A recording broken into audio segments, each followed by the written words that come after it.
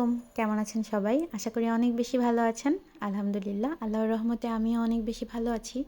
চলে আসলাম আরও একটা ছোট্ট ভিডিও নিয়ে। আশা করব একটা লাইক করে সম্পূর্ণ ভিডিওটি আমার সাথে কন্টিনিউ করবেন।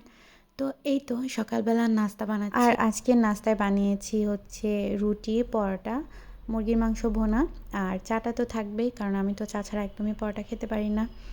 তবে রাফসানের আব্বু কিন্তু ডিম ভাজা, আলু ভাজি, মিষ্টি কুমড়া ভাজি আর ডাল ভুনা এই কয়টা ছাড়া অন্য কোনো কিছু দিয়ে রুটি খেতে চায় না। আসলে ও রুটিই খেতে চায় না, ওর একটু গ্যাসের প্রবলেম হয়। তো যাই হোক, আজকে মুরগির মাংস ভুনা করেছিলাম, সে একটু খেয়ে তারপর আর খায়নি। তার জন্য আমাকে আবার হচ্ছে ডিম ভাজতে হয়েছিল। তারপরে সে ডিম ভাজি দিয়েই হচ্ছে রুটি খেয়েছে, পরোটা তো খাবেই না। তো যাই হোক, খাবার দাবার শেষ করে চলে এসেছি বাজার গোছাতে। আপনাদের ভাইয়া সকালবেলা বাজার থেকে শাকসবজি এনেছে। আজকে কোনো মাছ মাংস আনেনি, কারণ কালকে বিকেলবেলায় মুরগি কিনে এনেছিল, আমি সেটাকে কেটে ধুয়ে রেখে দিয়েছি। আজকে শুধু শাকসবজি নিয়ে এসেছে। তো এই তো লাউ শাক এনেছে, পালং শাক এনেছে, আর পালং শাকের মধ্যে আমার ছেলে আবার মুড়ি দিয়ে রেখেছে। তো আমি যেহেতু এক হাত দিয়ে ভিডিও করি, এক হাত দিয়ে ভিডিও করে বাজার গোছাতে আমার একটু সমস্যা হচ্ছে, তাই আমি সম্পূর্ণ বাজারগুলো বের করে তারপর আপনাদের সাথে শেয়ার করছি। আসলে এই যে দেখেন, সত্যি একটা কথা কি, শীতকালের বাজার দেখলে না চোখ আর হচ্ছে মন দুটোই ভরে যায়। এত সুন্দর কালারফুল বাজার। তো এগুলা বাজার গুছিয়ে তারপর আমি হচ্ছে ছাদে চলে এসেছিলাম জামা কাপড় শুকাতে, আর হচ্ছে এই তো বালিশগুলো একটু রোদে দিতে। আজকে বেশ রোদ ছিল, তবে এত বেশি বাতাস হচ্ছিল না, একদম বলার বাইরে, অনেক বেশি ধুলা উড়ছিল। আর আমি যেখানটাতে থাকি আপনারা নিশ্চয়ই পরিবেশটা দেখে বুঝতে পারেন যে এখানে কী পরিমাণ ধুলা, কোনো একটা গাছের পাতাও সবুজ নাই। তো যাই হোক, তারপর হচ্ছে আমি এখানে রান্না বসিয়ে দিয়েছি।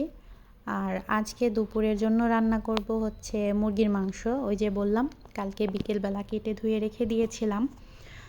মুরগির মাংস রান্না করব, আর হচ্ছে ডালটা আছে, কালকে ডাল রান্না করেছিলাম, তো আজকে এটা দিয়েই খাবো। আর রান্নাটা তাড়াতাড়ি করছি, কারণ আজকে আমরা একটু বাইরে যাব কিছু কেনাকাটা করতে।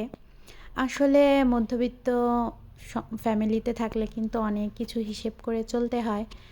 তো আমিও হিসাব করি, তবে যতটুকু করা দরকার ততটুকুই করি, অতিরিক্ত হিসাব করি না, কারণ নিজেকে কষ্ট দিয়ে হচ্ছে ওই হিসাব করার কোনো মানেই হয় না।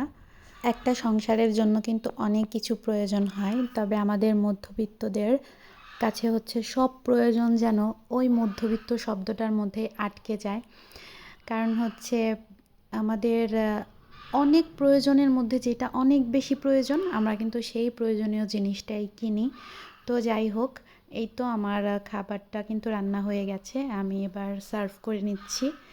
তো মুরগির মাংসটা আজকে একটু আলু দিয়ে একটু ঝোলঝোল করে রান্না করেছিলাম, আর সাথে ছিল ডাল। রাফসানের আব্বুর হচ্ছে মুরগির মাংস আর ডাল হলে কিছুই লাগে না, আর এই তো শসা আর লেবু তো থাকবেই। তো আলহামদুলিল্লাহ, খাবার দাবার খেয়ে হচ্ছেই তো আমরা বেরিয়ে পড়ছি।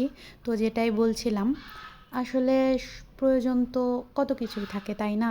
সব প্রয়োজনই কি আর কেনা হয়?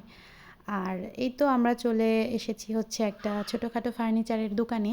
এখান থেকে আমি আমার ছোট্ট একটা প্রয়োজনীয় এবং শখের ফার্নিচার কিনবো বলতে পারেন।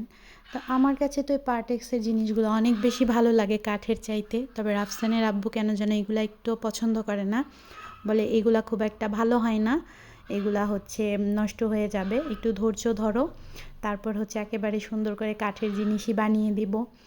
তো আমিও আলহামদুলিল্লাহ যতটুকু আছে তা নিয়েই সুখী আছি। একটু একটু করে টাকা জমিয়ে নিশ্চয়ই ঘরের অনেক জিনিস বানাবো।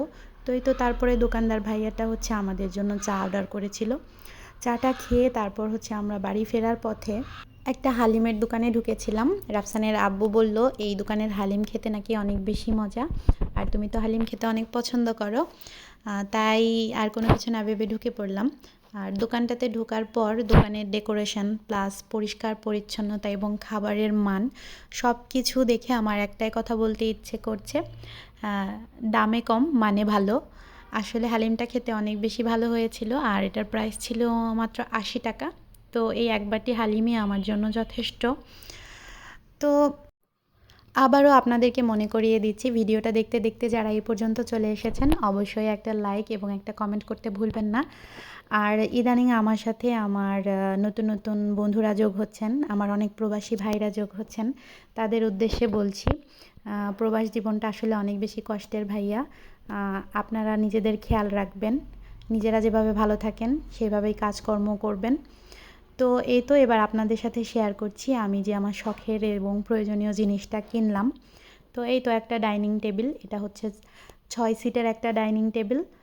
আমরা চেয়ার যদিও 3টা এনেছি, কারণ আমাদের বাড়িতে অত মেহমান আসে না। তো যাই হোক, দেখতে দেখতে ভিডিওর একদম শেষ প্রান্তে চলে এসেছি। আজকের মতো ভিডিওটা এখানেই শেষ করছি। দেখা হবে নতুন কোনো ভিডিওতে। আল্লাহ হাফেজ।